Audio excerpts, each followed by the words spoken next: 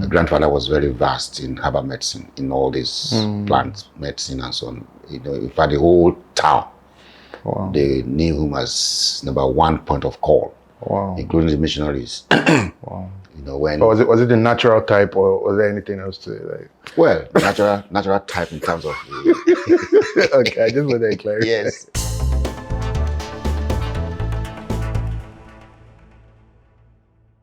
Okay, hi, my name is Tolu Lokwe, and I'm catching up with Dad, just talking about life over these 70 years.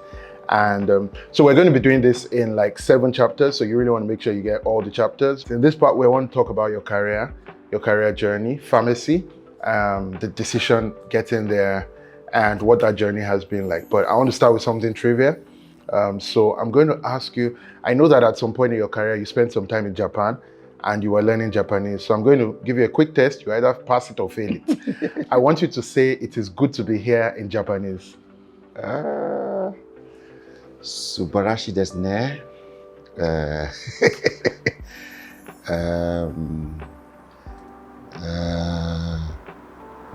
Kai. Subarashi desu ne. Well, you look confident about the first part. Yes, but I don't know to say. Doku he. Doku. Subarashi desu ne. Oh, wow. You look confident, so I hope you have not scoped me. Doku. Subarashi desu ne. Okay, so let's talk about pharmacy. Why pharmacy? What led up to that? How did you arrive at that? Yes, well, many things, but primarily, I've been a science student in school. Okay. I used to love chemistry and biology and so on. So in my A level, of course, there were also times when I dreamt that I would be a doctor, as it were. But of course, by A level, by direct entry, it was pharmacy that I was given in Ife.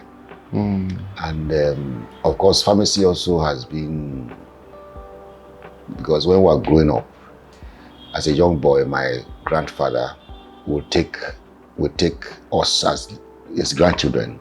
My grandfather was very vast in herbal medicine, in all this plant medicine and so on. In fact, the whole town, they knew him as #1 point of call, including the missionaries. When was it the natural type, or was there anything else to it? Like? Well, natural type in terms of. Okay, I just want to clarify. Yes, natural type in terms of. So he has even a herbal pharmacy, as it were. He has a store where he has all his powders and things, and well labeled. It's interesting that at that time. And he wasn't educated, was he? Well, by his level, at that time, as he knew how to read Yoruba. He was in Abeokuta, where he can read and write. Okay. And that was the highest level at that time. Okay. Because when he came back, he was the one who was teaching the missionaries how to the Yoruba language. Okay. He was but no formal education. University that time. Yeah. So from there, he would teach us all the plants, the local names of the plants, because we normally go with him to the farm. All his grandchildren, at least who are of age, at least 2 of us we follow him to farm every Saturday. He goes every day, but on Saturday we go with him. So, and there I have opportunity to learn a lot of these things at that time. And of course, to see also people bringing the young children to him deep at night when they are conversing. Because in the village, there are a lot of children conversing at night. And he has the remedy, so they would normally be knocking on our doors, at least at that time, when we were still, each time we come home, we see that happening. Okay, so that, even though I did not know what all that pharmacy entails until I got to Ife, then that's when I saw that one of our courses was pharmacognosy, which Wow. the powders that my father was using at home, that was also what we were examining and analyzing in the lab. Wow. So that gave me real interest in that subject matter. So that's how, it's, yeah. So as we track it from you even just kind of getting in as while God kind of ordering your steps or inspiring you through even your grandfather, then getting into pharmacy. As you look at that journey now and you look backwards over it, what would you say has given you the biggest fulfillment now, just in terms of your career journey? Well, one of the greatest fulfillment is being able to impact. Because when I finished pharmacy, I actually wanted to first maybe just work in a hospital. But right from undergraduate, there has been that God was just leading me to sort of develop interest in this research. I mean, looking into the natural resources that we have in bringing drugs out of it in terms of the knowledge of the ancient. How can we put science into it?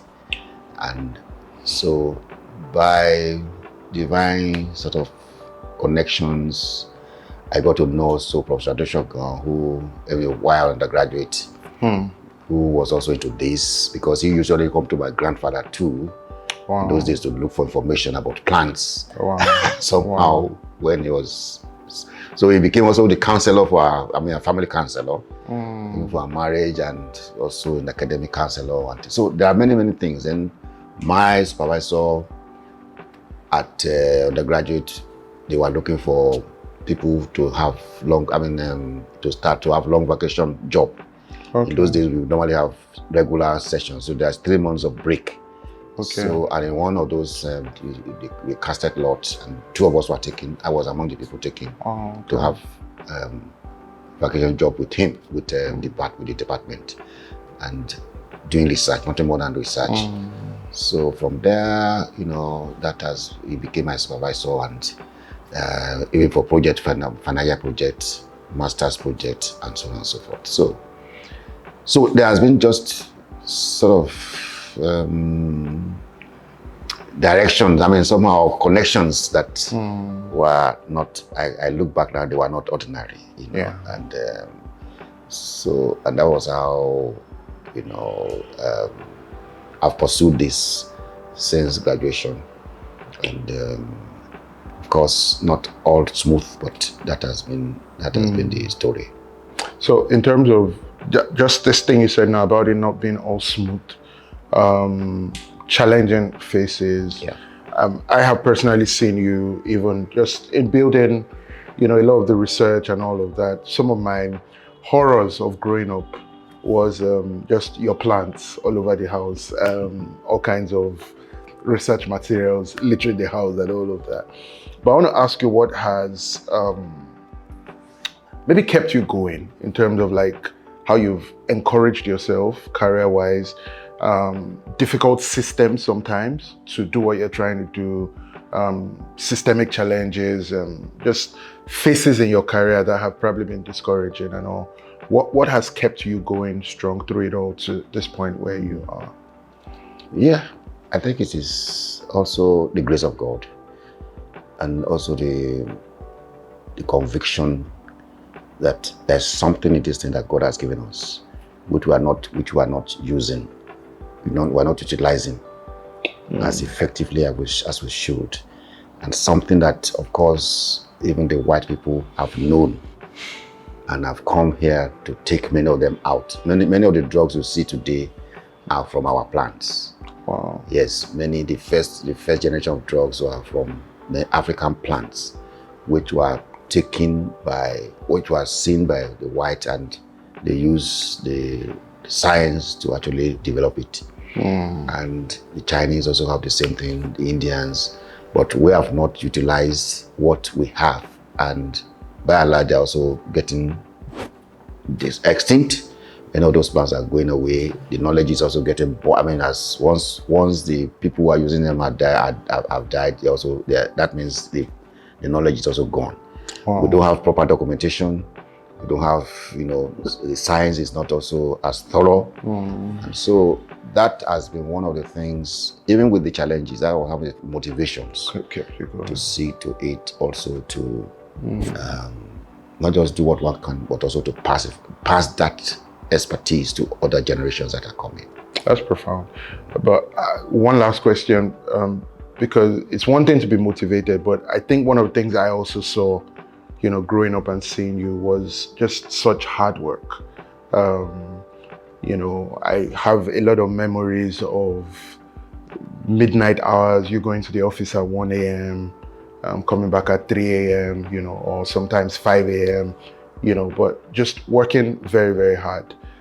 I just want to ask, what are the things that shaped your work ethic, both career and just generally? What are some of the things that inspired it or inspire it and shape it on the go? Well, like I said, maybe it's also due to, I trace many times also to the background that where we just feel we just feel that we have to do what we have to do. We have to do it properly, even with all the challenges. And there are challenges. There are times of discouragement. Maybe you don't have water.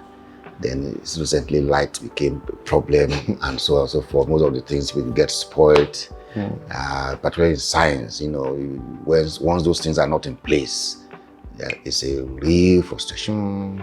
Then after some time, maybe all the equipment that we used to have, because there was a time in this country that a lab in Nigeria was more or less like a lab you would see in the UK. And then, at least in terms of basic equipment. But after some time, you see the downfall of everything. So there was that, that frustrating aspect. But one just feel that one just have to keep doing what one can within the circumstances, to still do whatever one can do. And again, also students, as I said, these young people are also very motivating. Many of them are very brilliant. Many of them are also, which we just need to be there for them to see how we can also shape their future. So that has been one of the motivating aspects. Yeah. Okay. Finally, if you were going to track back now and be starting your pharmacy journey again, let's say I could take you back to being that young man resuming as a freshman in university. Is there one thing that you might pay more attention to just starting out a career? Yes. Maybe I need to work even harder. Sometimes I think I need to work harder, and also maybe to have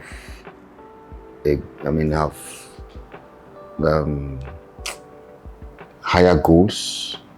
I don't know whether what I can maybe I sometimes because I feel, because when I was in England, when I was given a job after my PhD, and all of them were saying I should stay there. I said, what am I staying there for? So we had to return home. But returning home, I thought that was the best thing. And of course, I still feel it's the best thing.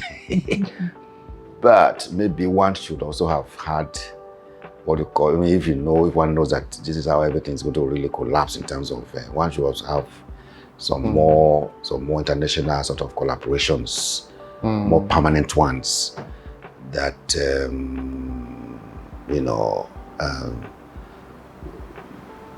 so I think if I'm going to start off, I will still pay a lot of attention to research and more international collaborations. Well, it's a balance, because sometimes you also want to leave students, because you spend a lot of time trying to prepare lectures and teach, and also administration, and then sometimes you can even neglect even this research, and yet it is all encompassing. So, but I think it has been a very worthwhile time in terms of